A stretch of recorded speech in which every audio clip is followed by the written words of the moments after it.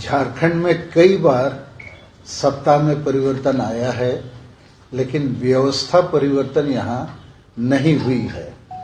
और झारखंड जो शहीदों का सपना था, अबुआ दिसोमरे अबुआ राज, वो एक प्रकार से चकनाचूर हो चुका है। इसके लिए हम आदिवासी संगेल अभियान की तरफ से शिबू सोरेन खानदान को सबसे ज्यादा दोषी मानते हैं, क्योंकि शिबू सोरेन जी को जेएमएम के मार्फत 40 साल तक का मौका लगा। राज बनने के बाद पिता पुत्र 5 बार मुख्यमंत्री बने, लेकिन ये जो आदिवासियों का हासा, भाषा, जाति, धर्म, इज्जत, आबादी, रोजगार, चाषबास और संविधान के अधिकारों के लिए इन्होंने नीतिगत कुछ भी नहीं किया। दूसरा, इन्होंने आदिवासी समाज में व्याप्त नशापन, अंधविश्वास, डाइन प्रथा, ईर्ष्या द्वेष, आदिवासी महिला विरोधी मानसिकता, वोट को हणिया दारू चखना रुपयों में बेचना खरीदना और हर एक गांव में आदिवासी स्वशासन व्यवस्था के नाम से अधिकांश अनपढ़, पियक्कड़, संविधान कानून नहीं समझने वाले लोग बैठे हुए हैं। वही लोग डाइन बनाते हैं, वही लोग वोट की खरीद बिक्री करते हैं, वही लोग गांव को बेचते हैं। तो इन सारे चीजों पर माननीय शिबू सोरेन, माननीय हेमंत सोरेन या जेएमएम पार्टी ने आज तक कुछ नहीं किया। दूसरी बात, अभी कुर्मी महतो आदिवासी बनना चाहते हैं और भी जाति आदिवासी बनना चाहते हैं, और इनको ऑक्सीजन देने वाला जेएमएम है। 8 फरवरी 2018 को हेमंत सोरेन के नेतृत्व में सब जेएमएम का एमएलए एमपी साइन करके दिया रघुवर दास मुख्यमंत्री को तब के कि इनको आदिवासी बना दिया जाए। अब ये जो कार्रवाई है जेएमएम का, ये आदिवासियों के गले में फांसी का फंदा डालने के जैसा है। यदि ये लोग आदिवासी बन जाएंगे और भी जातियां आदिवासी बन जाएंगी, तो हम आदिवासी जो असली हैं, संताल, मुंडा, उरांव, हो, खड़िया आदि, हम लोग जाएंगे कहाँ? तो ये मामला पर जेएमएम पूरी तरह दोषी है। इसलिए हमारा ये स्टेटमेंट है कि सोरेन खानदान का जब तक पतन नहीं होगा, आदिवासी का उत्थान संभव नहीं है। क्योंकि इस खानदान के ऊपर अभी भ्रष्टाचार के अनेक आरोप, आय से ज्यादा आमदनी का अनेक आरोप, वो प्रथम दृष्टया प्राइमा फेसी स्थापित हो रहा है। तो इतने भ्रष्ट परिवार को, खानदान को झारखंड में ढोना राज्य के लिए, देश के लिए ठीक नहीं है। दूसरी बात, तब हम आदिवासी झारखंड में या बाकी बंगाल, बिहार, उड़ीसा, असम आदि में कैसे बचेंगे? तो हमारे लिए जेएमएम के खिलाफ एक बड़ी लड़ाई सामाजिक और राजनीतिक लड़नी पड़ेगी, क्योंकि ये एक पॉलिटिकल पावर है। आदिवासी संगेल अभियान एक सोशल फ्रंट है। तो हमको इस समय महामहिम राष्ट्रपति द्रौपदी मुर्मू जी और माननीय प्रधानमंत्री नरेंद्र मोदी जी पर पूरा भरोसा है। द्रौपदी जी से हम लोग 26 अगस्त 2022 को मिले, सारी बातें उनके सामने हमने रखा है, और उनकी भी इच्छा है कि हम लोग माननीय प्रधानमंत्री नरेंद्र मोदी से बातचीत करें। और बातचीत इसलिए भी जरूरी है, नरेंद्र मोदी जी ने ऐतिहासिक काम किया, द्रौपदी मुर्मू जी को भारत के राष्ट्रपति जैसे सर्वोच्च संवैधानिक पद में बैठाने का, और जरूर उनकी राजनीतिक आकांक्षा होगी कि झारखंड, बंगाल और बिहार, इन 3 राज्यों में बीजेपी की सरकार नहीं है। तो नरेंद्र मोदी जी का डंका झारखंड में, दुनिया में खूब बज रहा है, लेकिन झारखंड आते आते ये डंका फुस हो जाता है। तो झारखंड में बीजेपी इतनी लाचार, कमजोर क्यों है? तो मेरी समझ से इसके 2 प्रमुख कारण है। एक कि झारखंड बीजेपी जो संगठन है, संगठन मजबूत है, लेकिन इसके मुद्दे नहीं है, आदिवासी मुद्दे। इसके पास डोमिसाइल का मुद्दा, आरक्षण का मुद्दा, नियोजन का मुद्दा, सरना-धर्म कोड का मुद्दा, संताली को झारखंड में प्रथम राजभाषा बनाने का मुद्दा, सीएनटी एसपीटी कानून को लागू करने का मुद्दा, विस्थापन पलायन को कम करने का मुद्दा, ये सब मुद्दा नहीं है। इनका मुद्दा क्या है? विकास। और आदिवासी मूलवासी के लिए विकास माने विस्थापन और पलायन, अर्थात विकास का मतलब विनाश है। तो बीजेपी संगठन को यहाँ झारखंडी लोग, अर्थात आदिवासी मूलवासी, विनाशकारी संगठन के रूप में देखते हैं। दूसरा कारण है कि मान्यवर बाबूलाल मरांडी जी, अर्जुन मुंडा जी, कड़िया मुंडा जी और भी बहुत सारे जो आदिवासी नेता है बीजेपी के, इनकी पहचान CNT SPT कानून बचाने, सरना धर्म कोड को लागू करने, विस्थापन पलायन रोकने, डोमिसाइल आरक्षण नियोजन आदि को लागू करने कहीं नहीं है। इनका भी पहचान बीजेपी के पद पोस्ट के कारण है। जनता के बीच में, खासकर आदिवासी जनता के बीच में इनकी पहचान आंदोलन और आदिवासी के दिल के धड़कन के साथ नहीं है। तो बीजेपी यहाँ सचमुच लाचार कमजोर है और इसीलिए अभी भी यदि 1 महीना 2 महीना के बाद इलेक्शन हो जाए फिर JMM जीतेगी, ये जीत नहीं सकते हैं। तो हमने ऐसा प्लान बनाया है कि हम नरेंद्र मोदी साहब से बात करेंगे, उनको कोशिश करेंगे समझाने कि हम आदिवासियों को भी बचना है ये शिबू सोरेन खानदान से और बीजेपी को भी यहाँ आगे बढ़ना है। तो आदिवासी के लिए आपको बोलना होगा, सरना धर्म कोड का मान्यता देना होगा और हम पूरी तरह आपको आदिवासियों की तरफ से सहयोग करेंगे। तो पॉलिटिकली आपको भी गेन होगा और सोशली, इकोनॉमिकली, पॉलिटिकली आदिवासी को भी गेन होगा। इसी रणनीति पर हम लोग अभी कोशिश कर रहे हैं और हम और हमारे साथी बिल्कुल तैयार हैं बीजेपी को साथ देने के लिए, बीजेपी में शामिल होने के लिए, बशर्ते नरेंद्र मोदी साहब सरना धर्म कोड की मान्यता का संकेत दे या फैसला करें। अन्यथा हम लोगों ने फैसला लिया है 30 नवंबर 2022 को 5 राज्य झारखंड, बंगाल, बिहार, उड़ीसा, आसाम में सुबह से शाम तक रेल और रोड चक्का जाम करेंगे। दूसरा विषय हमारा है कि कल जमशेदपुर आर्का जैन यूनिवर्सिटी में मान्यवर राज्यपाल महोदय जमशेदपुर गए थे। उन्होंने वहां से एक वक्तव्य दिया कि ये जो लिफाफा आया है भारतीय चुनाव आयोग की तरफ से, उसको हम कब खोलेंगे, कैसे खोलेंगे, वो मेरे ऊपर है। इस पर किसी को चिंता करने की जरूरत है नहीं है, ये मेरे अधिकार क्षेत्र का मामला है।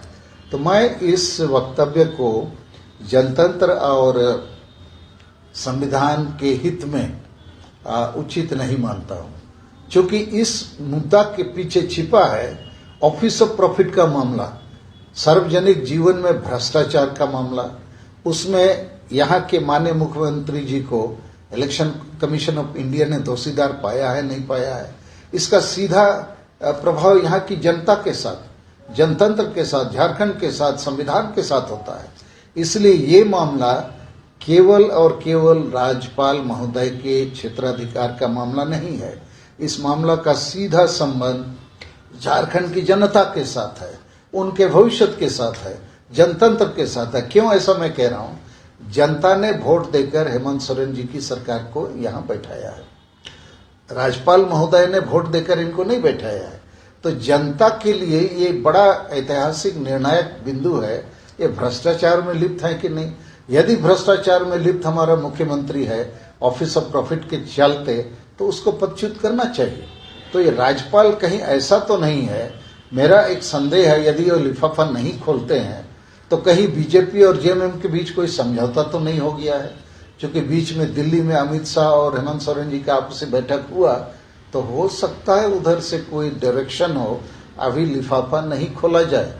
तो मुझे लगता है राज्यपाल महोदय का ये वक्तव्य पर सुधार होना चाहिए, लिफाफा खुलनी चाहिए और यदि माननीय हेमंत सोरेन ने गलती की है तो उसको सजा मिलनी चाहिए। अन्यथा वो तो रोज सजा भुगत रहा है। वो बीच में इलेक्शन कमीशन ऑफ इंडिया के पास गया था, भाई क्या चिट्ठी आप लोगों ने दी है राज्यपाल को, मुझे भी दीजिए प्रतिलिपि, मामला तो मेरे से जुड़ा हुआ है। उन्होंने कहा नहीं, ये हम नहीं दे सकते हैं, ये एक्सक्लूसिव कम्युनिकेशन या प्रिविलेज कम्युनिकेशन बोल के उनको टरका दिया। अब फिर JMM वालों ने RTI भी कर दिया है। तो मेरा कहना है राज्यपाल महोदय का ये वक्तव्य एक तरफा है, संविधान की गरिमा के अनुकूल मुझे नहीं लगता है। उनको अविलंब लिफाफा खोलना चाहिए, यस या नो जो कुछ भी है उसके अनुरूप झारखंड में सरकार चलनी चाहिए। यही व्यवस्था रहेगी तो यहाँ जो ब्यूरोक्रेट्स हैं IAS IPS वो भी पंगु हो जाएंगे, क्योंकि वे भी अपने बॉस का इशारा समझते हैं, ये बॉस कब तक रहेगा नहीं रहेगा। तो ये हमारे झारखंड में शासन तंत्र के लिए और जनतंत्र के लिए, जनहित के लिए उचित होगा कि राज्यपाल महोदय लिफाफा खोलें और जनता को इसकी जानकारी दें। कल कैबिनेट में फैसला लिया गया है कि अब जो 2023 में नगर पालिका चुनाव होगा वो भी बिना आरक्षण के, एक तरफ सरकार कहती है, पहले कैबिनेट में लाती है कि हम ओबीसी को आरक्षण देंगे, और फिर 23 में जो चुनाव होने हैं वो बिना आरक्षण के होगा, इसको किस रूप में? देखिए, 1932 का डोमिसाइल वाली बात अभी तो झुनझुना प्रमाणित हो चुका है। एक प्रकार से लॉबिन हेम्ब्रम जो जेएमएम के ही विधायक हैं वही 1932 लागू करो आंदोलन कर रहे थे। मैंने साफ पहले भी कहा है, 1932 के खतियान के आधार पर स्थानीय नीति बनाना एक राजनीतिक स्टंट है, झुनझुना है, छलावा है। दूसरा, ये जो आरक्षण इस सरकार ने कैबिनेट में 14 सितंबर 2022 को पास किया कि 77% हम लोग आरक्षण देंगे, जिसमें ओबीसी का 27% है। तो अब ये नहीं हो रहा है, इसका मतलब ये लागू नहीं है। तीसरा कि नियोजन नीति अभी तक बनी नहीं है। इस पर हेमंत सोरेन सरकार ने फैसला 14 सितंबर को केवल इतना किया, हम ये करेंगे, करने के बाद हम भारत सरकार को भेज देंगे, नवी अनुसूची में अनुशंसा करेंगे लागू करने का। ये सारी बातें ये प्रमाणित करता है हेमंत सोरेन सरकार जो है लागू करने वाली नहीं है।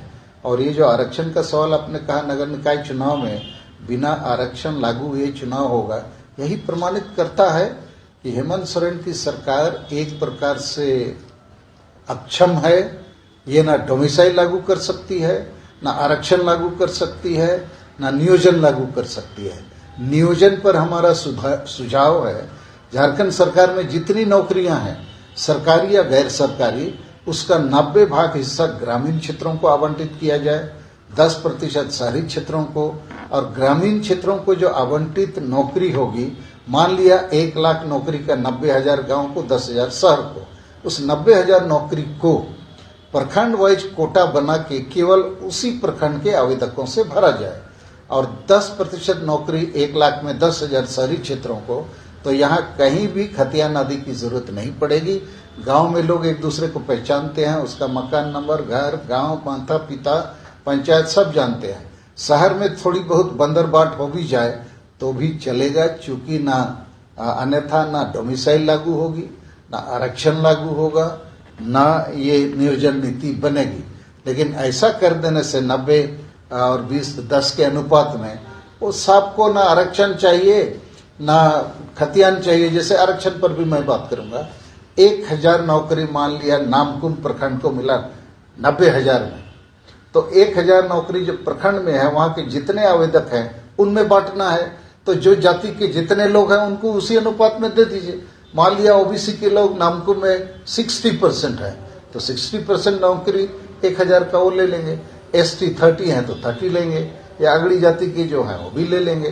तो ये जो बखेड़ा है राजनीति का, लोगों को बाहरी भीतरी ठेला ठेली और माने बेवकूफ बनाने का, इसका पटाक्षेप हो जाएगा। कल से सरकार आपके द्वारा कार्यक्रम चला रही है, कहती है कि लाखों मामले निपटारा हो रहा है, अधिकार मिल रहा है ग्रामीणों को। 3 साल के कार्यकाल में बाकी 2 साल जो बचे हुए हैं, कई सारी उपलब्धियां सरकार गिना रही है, सभी योजनाओं का लाभ मिल रहा है। देखिए भाई, झारखंड जो है ना, ये केवल नाली गली रोड रास्ता बिजली स्कूल अस्पताल बनाने के लिए नहीं बना था। ये झारखंड जो है एक सपना था, अबू अदिसुम अबू राज, अर्थात यहाँ पहले आदिवासी मूलवासी कौन है, स्थानीय कितना है, आरक्षण रोजगार में, ठेकेदारी में, दुकानदारी में, बिजनेस व्यापार, शिक्षा, स्वास्थ्य में उनको प्राथमिकता मिलेगी कि नहीं, ये पहले तय होना था। उसके बाद बाकी चीज जो हमारी सरकार दौरे सरकार, ये सब नौटंकी जो है, ये सरकार अब कब तक बैठेगी इसका कोई अता पता नहीं है। और इसी मानसिक असंतुलन में ये सरकार धड़ाधड़ कुछ फैसला दे रही है। उसको पता है कि फिर चुनाव आ सकते हैं, गद्दी खाली करना पड़ सकता है, कुछ भी बक दो, कुछ भी बोल दो, तो इसलिए इन चीजों का कोई महत्व नहीं है। मैं कहूंगा गवर्नर महोदय को, यदि वो वाकई गलती किए हैं, इलेक्शन कमीशन ऑफ इंडिया ने उसको अपराध माना है, तो उसको दे देना चाहिए फैसला, नहीं तो बैठने दीजिए। कम से कम मानसिक संतुलन खो देने के कारण से आंधाधुंध कुछ बात फैसला घोषणा ना करे, तो कुल मिला के यहाँ ठीक नहीं चल रहा है। ईडी की कार्रवाई को किस रूप में देख रहे हैं? क्या क्या लगातार ईडी जो कार्रवाई कर रही है लगातार। नहीं, देखिए ईडी का कार्रवाई, सीबीआई का कार्रवाई या जितने भी केंद्रीय संस्थान हैं, मैं उन पर उंगली नहीं उठा सकता हूं। उनकी कार्रवाइयों को परीक्षण करती है हाईकोर्ट या सुप्रीम कोर्ट। इसलिए ये लोग संविधान का शपथ लेके अपने दायित्व का निर्वहन करते हैं, लेकिन गलतियां एजेंसी से बस होती है। मगर यहाँ जितने मामले आए हैं अभी तक, जिसका घर में भी बक्सा खुलता है तो हाथ से तो गिनना मुश्किल है ना पैसा, मशीन ही आ रहा है, तो क्या प्रमाण करता है।